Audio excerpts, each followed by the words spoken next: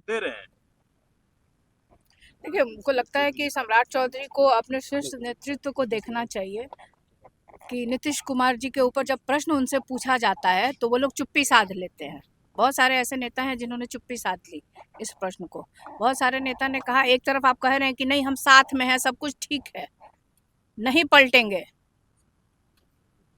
फिर लेकिन जब उनसे पूछा जाता है कि भाई अगला चुनाव किनके नेतृत्व में लड़ेंगे, क्या ये वहां तक मानते हैं लोग?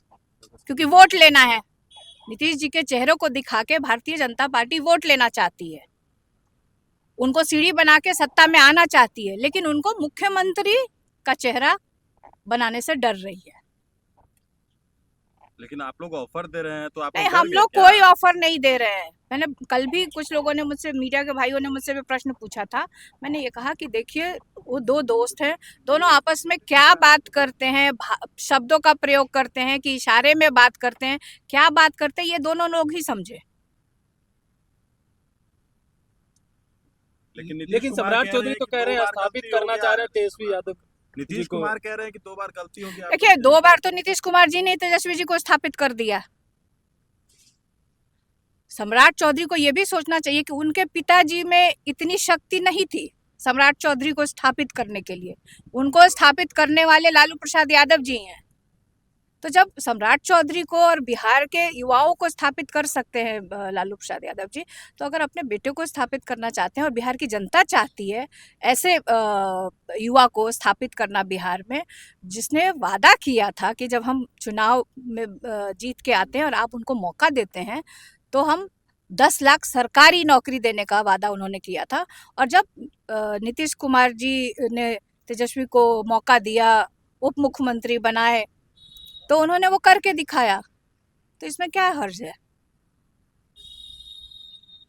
कई जेडीयू के सांसद जो हैं वो भारतीय जनता पार्टी के संपर्क में है, जेडीयू टूटने वाली है, इस तरह के भी बयान दिए जा रहे हैं। इसको आप कैसे देखती हैं? देखिए, कहीं ना कहीं मुझे लगता है कि ये इनका अपना अंदरूनी मामला है और बहुत सारे राज्यों में इस तरह से देखा गया है कि तोड़ने वाला कौन है।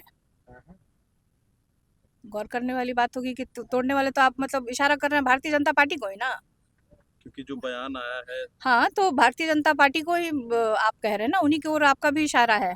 और आप उदाहरण भी है, आप देख लीजिए महाराष्ट्र में क्या हुआ। महाराष्ट्र में किस तरह से उनका वही स्थिति मुझे लगता है कि आदरणीय मुख्यमंत्री नीतीश कुमार जी का भारतीय जनता पार्टी करना चाहती है। मैम, आप पार्लियामेंट की मेंबर हैं, प्रियंका गांधी को लेकर रमेश बिधूरी कह रहे हैं कि एक बार हमको मौका दीजिए तो हम प्रियंका गांधी के गाल जैसी सड़क बनाएंगे। देखिए, ये गलत बयानी है, इस तरह का बयान से उनको बचना चाहिए। खास तौर पे मैं बार बार कहती हूँ, अक्रॉस द पार्टी, मैं राष्ट्रीय जनता दल की सदस्य हूँ और नेता हूँ और मेंबर ऑफ पार्लियामेंट हूँ, मुझे मौका मिला है, तो वो अपने दल की महिलाओं के खिलाफ भारतीय जनता पार्टी इस तरह के जो बयान आते हैं उसके खिलाफ हूँ।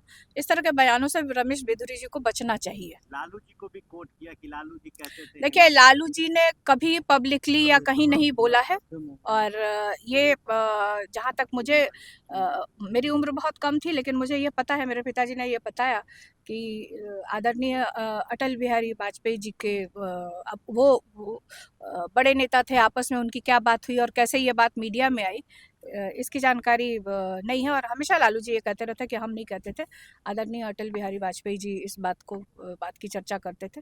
लेकिन आज इस तरह से गलत बयानी रमेश बिधूरी जी को नहीं करना चाहिए और मुझे लगता है कि मीडिया के सामने और देश की जनता के सामने उनको माफ़ी मांगना चाहिए।